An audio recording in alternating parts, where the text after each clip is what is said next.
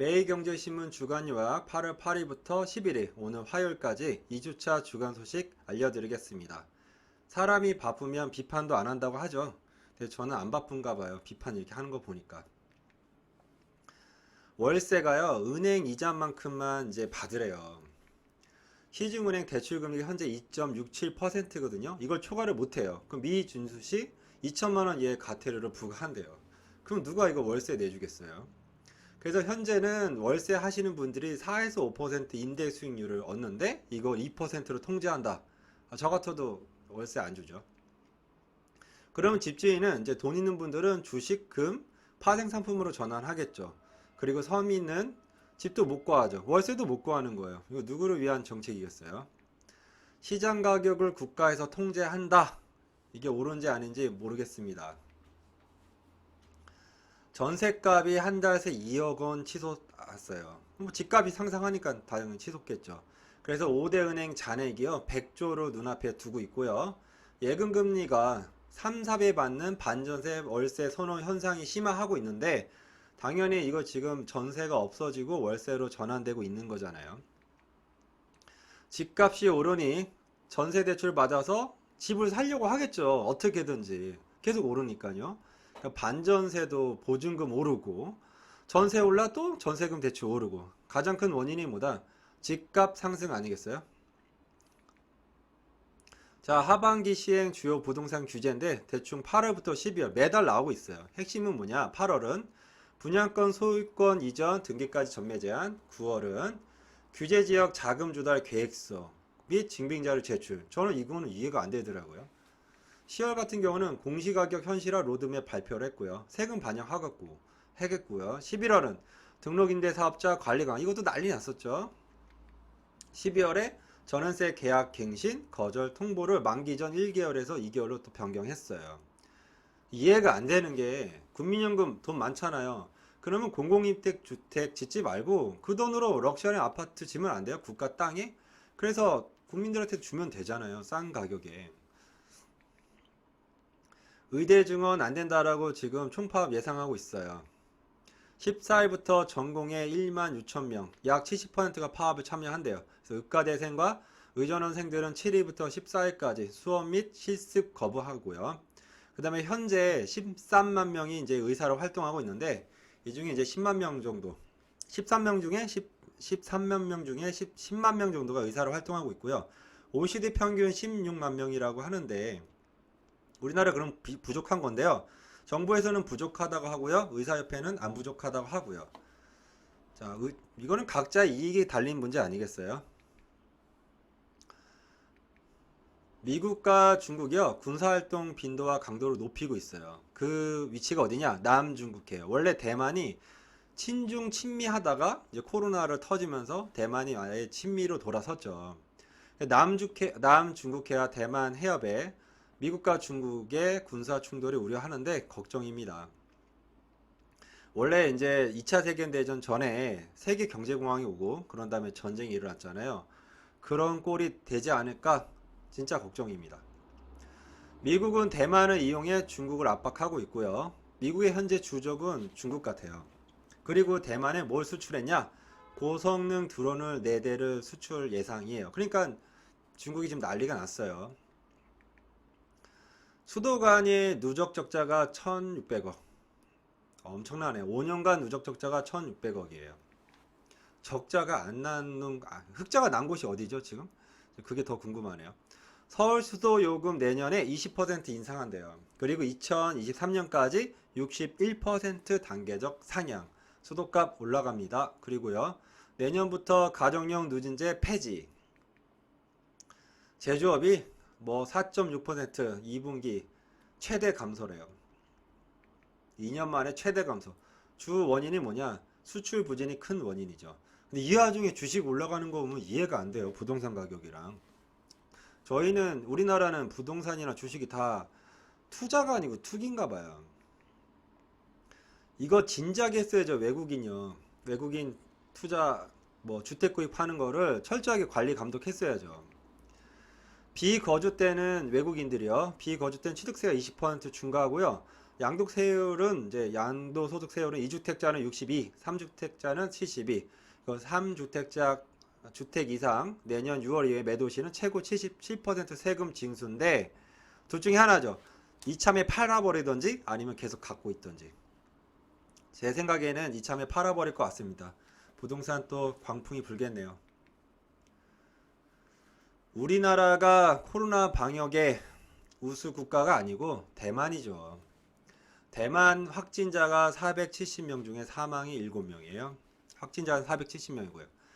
대만은 한번 겪었죠, 사스를. 그래서 국가 시스템의 중요성을 알고 대만이 다 최초예요. 검역 강화, 국가 봉쇄 조치, 마스크 수출 금지. 이 와중 우리는 마스크 수출하고 배급제 도입, 사회적 거리두기 이렇게 대만이 최초로 먼저 했죠. 대만이 가장 우한 폐렴이죠. 우한 폐렴의 원인인 중국과 근접해 있는 국가인데도 이 정도예요. 대만을 보고 배웁시다. 소방관들이 한 해 이거는 이해가 안 돼요. 이것도 이해가 안 돼요. 우리나라 좀 정신상태 이상한 것 같아요. 민간인 폭행 사례 매년 증가해서 2년간 50명이 급증했대요. 아니 왜 자기 도와주려고 하는 소방관을 때려요? 쳐맞아야 되는 거 아니에요? 더? 그리고 피서철에 순직사고 계속 발생해요. 제발 이렇게 비 오고 날씨 안 좋을 때 계곡 가서 놀지 마십시오. 그리고 사고 나서 애꿎은 소방관들 불러서 살려달라고 하면 어떡합니까? 정신 차리십시오. 이건 제가 참 우리나라 사람들이 잠을 못 자고 있구나 판단하고 있습니다. 수면에 도움을 주는 건강식품이 증가하고 있대요. 얼마나 사람들이 잠을 못 자고 있으면 이러고 있습니까? 코로나 후유증으로요, 폐금률이 11% 급증하고 있대요. 당연하죠. 맨날 다 배달시키니까. 일회용품 사용이 급증하고요, 배달 음식이 성행하고 있고요. 경기 침체로 또 온실가스 배출권이 가격이 급락하고 있고요. 나라 예산 관련된 내용입니다. 이건 자세하게 설명을 할게요. 정부 예산 증가가 2017년에 3.6%로 시작해서 2020년에 3배 좀 증가했죠. 그래서 9.1% 증가했어요. 그리고 그래서 512조고요. 3차 추경을 했죠. 코로나 때문에. 그래서 9.1에서 16.5%로 증가해서 546조 정도를 썼어요. 그래서 국가 채무 비율이 43.5% 오를 전망이에요. 근데 내년에 한국형 뉴딜 정책과 경기 침체 극복으로 550조 플러스 알파 예산이 기대되는데 대략 600조 예상하고 있습니다. 근데 요번에 수혜가 많이 났잖아요. 그래서 수혜할 예산이 없어요. 근데 그래서 이제 4차 추경안 예산이 나오고 있는데 4차로 추경안이 편성될 시에 6.25 전쟁 이후에 최초래요. 레바논 이야기했습니다. 레바논 이 폭파 난 게 있잖아요. 원인은 정부의 부정부패랑 무능이에요. 항상 부정부패하고 무능은 따라갑니다. 이에 이제 폭파 원인에 대해서 그리고 좋지 않은 정부에 대해서 분노한 1만 명의 시민들이 시위를 나섰는데 6천 명 정도가 사상자가 생겼다 하네요. 코로나 위험합니다. 지금 휴가철이라고 여기저기 휴가 다니는데 전 세계 2천만 명이 넘었대요. 그리고 처음에 보고서와 다르게 미성년자 확진자가 급속하게 증가하고 있어요. 미국에서 조사해 보니까 히스패닉 라틴이 40% 걸린 사람 중에요, 흑인이 33, 그리고 백인이 13%라고 돼 있습니다. 채소값이 대략 3배 오를 것 같아요. 이번 폭우가 너무 어마어마했죠. 뭐 수치는 이렇게 돼 있는데 채소값이 2주 새 3배 상승. 그러니까 미리미리 좀 쌀이나 이런 거 사다 두십시오. 이거는 자세하게 얘기할게요. 이거도요. 저는 지금 하는 일이 학원도 하고 있고 과외업체도 하고 있어요. 교육을 하고 있기 때문에 이거에 대해서 할 말이 많아요. 코로나 원격 수업으로 이제 교육의 양극화가 심화됐다고 하죠. 그래서 공부하는 학생이 상위 30%고요. 중간이 없어졌어요. 나머진 다 안함. 이제 코로나 핑계로 안 하는 거죠. 핑계가 될 수도 있겠죠. 그리고 뭐 인터넷 원격 수업 한다 해서 자기주도 한다는데 자기주도 학습은 성인이 하는 거예요. 학생들이 하는 게 아니고요. 대부분 틀어놓고 딴짓 하는 거죠. 그래서 학교, 가정에서도 돌보지 못하는 학생들은 거리를 배회하고요. 그 다음에 사각지에 놓이겠죠. 그리고 당연히 공부 안 하겠죠. 저는 코로나가 이제 원격 수업이 양극화를 심화시켰다고 보지는 않아요. 일부죠. 가장 큰 원인은 시험 안 보는 거, 중학교 2학년 때까지. 그러니까 다들 놀잖아요, 대부분. 그래, 뭐, 너네 하고 싶은 거, 자기 적성 찾고 이렇게 하지만, 중학교 2학년 때부터 시험 보면서 곧 대학교 입시제도 바뀌지 않았잖아요. 그때부터 다시 또 경쟁 모드로 들어가고. 어떤 어머니 같은 경우는 인문계 가는 게 소원이라고 하시는 분들도 있어요. 그렇게 무너진 거예요, 중간인 학생들이. 영국 같은 경우는요, 규모가 크죠. 사유지나 요트에서 개인 교습을 받는데요.